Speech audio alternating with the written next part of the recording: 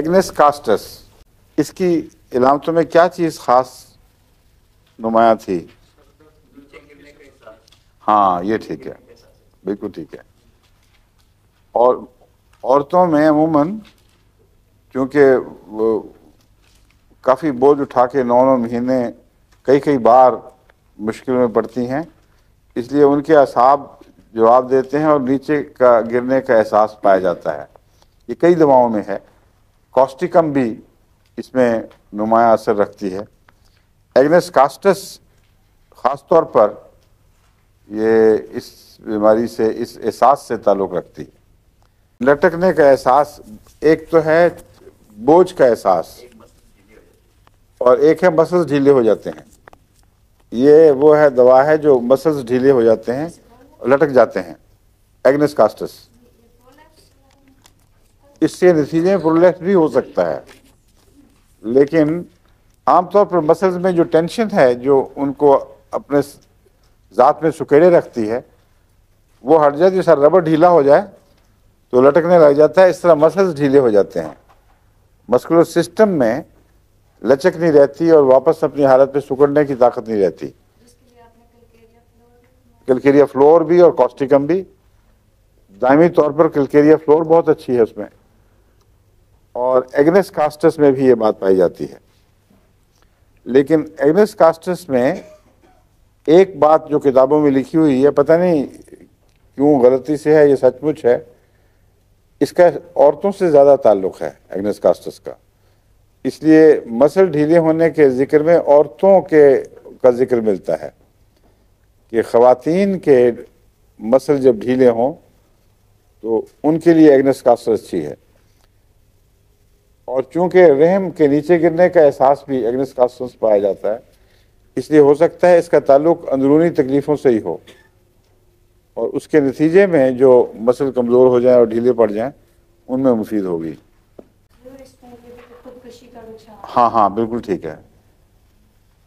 خودکشی کا رجحان نہیں، بلکہ بیماریوں میں خودکشی کا خیال آنے لگ جاتا ہے، لیکن آرم کی طرح ایک مستقل دائمی جز نہیں ہے اس کا۔ جس دوا میں خودکشی کا احساس پایا جائے گا اس میں نیٹرمول بھی ایک ہے۔ یہ وہ دوائیں ہیں جہاں جو مایوسی کی علامتیں رکھتی ہیں۔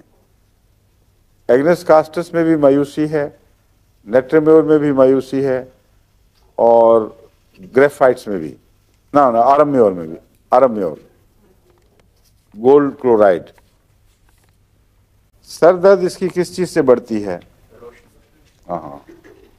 ہاں فوٹوفوبیا جس کو کہتے ہیں، یہ عام طور پر ایسی چیز ہے جو ایلوپیتھک ڈاکٹر کہتے ہیں اس کا علاج کوئی نہیں۔ کیوں ہے کوئی علاج؟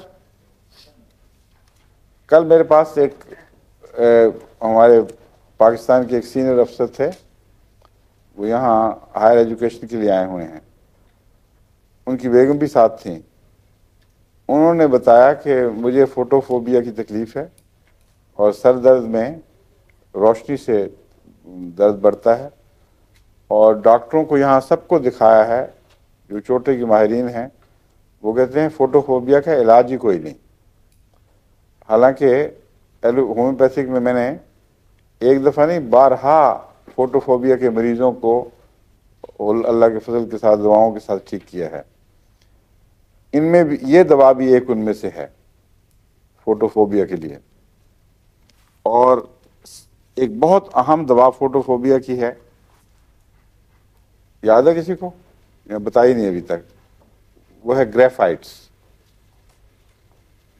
گریفائٹس 200 میں فوٹوفوبیا پہ بہت اچھا اثر دکھاتی ہے۔ کل تو گریفائٹس نہیں دی تھی، ایگنس کاسٹس دی تھی۔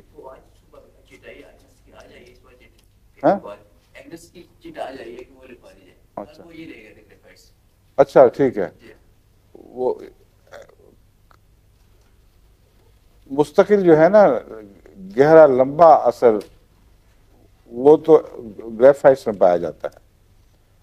ایگنس کاسٹس میں سر درد کے ساتھ اس کا زیادہ جوڑ ہے، وہ سر درد جو روشنی سے بڑھے، اور ایک فوٹوفوبیا کی بیماری ہے جو ضروری نہیں کہ سر درد سے متعلق ہو، ویسے ہی روشنی میں آنکھ نہیں کھل سکتی، اس کے لیے گریفائٹس ہے.